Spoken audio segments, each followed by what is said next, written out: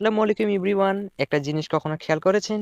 একই বিদ্যুৎ কিন্তু কোথাও সেটা একটা ছোট লেড বাল্ব জ্বলায়, আবার কোথাও বিশাল মোটর চালায়, কোথাও মোবাইল চার্জ দেয়, আবার কোথাও ফ্রিজ, টিভি, ফ্যান সবকিছু চালায়। কিন্তু প্রশ্ন হলো, একই বিদ্যুৎ হয়েও কাজগুলো এত আলাদা কেন? আসলে এর পিছনে কাজ করে চারটা গুরুত্বপূর্ণ জিনিস। সেগুলো হলো ভোল্টেজ, কারেন্ট, অ্যাম্পিয়ার এবং ওয়াট। এই নামগুলো আমরা সবাই শুনেছি, কিন্তু সত্যি বলতে বেশিরভাগই মানুষ এগুলো আসল মানে জানে না। কেউ বলে ভোল্টেজ মানে পাওয়ার, কেউ বলে এম্পিয়ার আর কারেন্ট একই জিনিস, আবার কেউ ওয়াট দেখলেই কনফিউজড হয়ে যায়। তাই আজকের ভিডিওতে আমি এমনভাবে বোঝাবো যেন আপনি শুধু মুখস্থ না, পুরো বিষয়টা নিজের চোখে কল্পনা করতে পারেন। আজ আমরা জানবো ভোল্টেজ আসলে কি, কারেন্ট কেন প্রবাহিত হয়, অ্যাম্পিয়ার কিভাবে কারেন্ট মাপে, আর ওয়াট কেন একটা ডিভাইসে আসল পাওয়ার বোঝায়। আর সবচেয়ে গুরুত্বপূর্ণ বিষয় হলো এই চারটা জিনিস একে অপরের সাথে কিভাবে কানেক্টেড। তাই ভিডিওটা স্কিপ না করে শেষ পর্যন্ত দেখুন, কারণ শেষের দিকে সবকিছু একসাথে কানেক্ট করলে পুরো বিষয়টা আপনার মাথায় পার্মানেন্টলি বসে যাবে। ভোল্টেজ প্রথমে আলোচনা করি। ভোল্টেজ, চলুন শুরু করি ভোল্টেজ দিয়ে।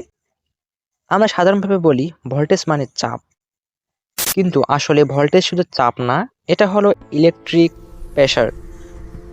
আর সায়েন্টিফিক ভাষায় একে বলে হয় পটেনশিয়াল ডিফারেন্স। এখন এই পটেনশিয়াল ডিফারেন্স কথাটা শুনে ভয় পাওয়ার কিছু নেই, এটাকে খুব সহজভাবে বুঝি, রিয়েল লাইফ এক্সাম্পল দিয়ে বুঝি। ধরুন একটা পানির ট্যাঙ্ক অনেক উঁচুতে রাখা আছে, আর সেই ট্যাঙ্ক থেকে নিচের দিকে একটা পাইপ নামানো হয়েছে। এখন কি হবে? পানি উপরের দিকে নিচে নামতে শুরু করবে, কিন্তু কেন? কারণ উপরের পানির মধ্যে বেশি এনার্জি আছে আর নিচে কম এনার্জি। এই এনার্জি ডিফারেন্সের কারণেই পানি ফ্লো করে।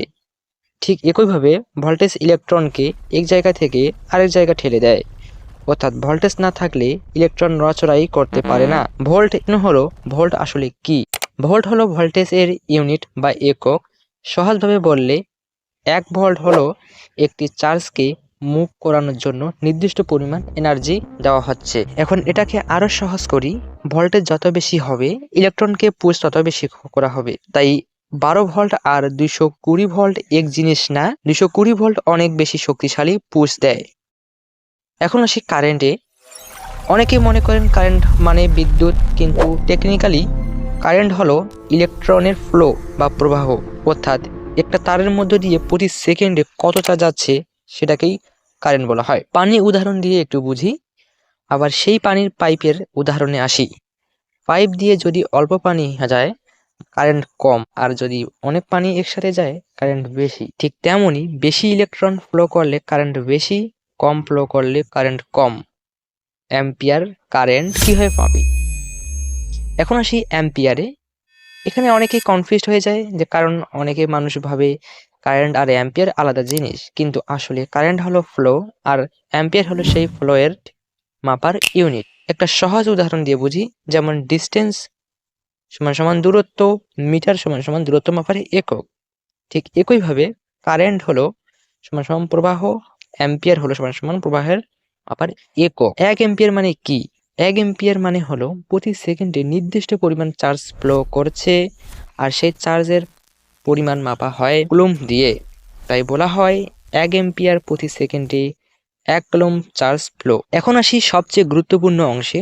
ওয়াট হলো পাওয়ারের ইউনিট, আর পাওয়ার মানে কত দ্রুত এনার্জি ব্যবহার হচ্ছে। সবচেয়ে গুরুত্বপূর্ণ ফর্মুলা হলো এখানে দেওয়া হলো, পি মানে সমান সমান পাওয়ার, ভি সমান সমান ভোল্টেজ, এবং আই সমান সমান কারেন্ট, অর্থাৎ পাওয়ার সমান সমান ভোল্টেজ ইন্টু কারেন্ট করছে। 1 ওয়াট মানে কি? 1 ওয়াট মানে হলো প্রতি সেকেন্ডে 1 জুল এনার্জি ব্যবহার হচ্ছে। আমাদের বলে দেয় একটা ডিভাইস কতটা শক্তি কনজিউম করছে। এখন চারটা জিনিস একসাথে কানেক্ট করি। এখন পুরো বিষয়টা কানেক্ট করলে ভোল্টেজ পুশ দেয়, কারেন্ট ফ্লো করে, অ্যাম্পিয়ার সেই ফ্লো মাপে, আর ওয়াট বলে মোট পাওয়ার কত।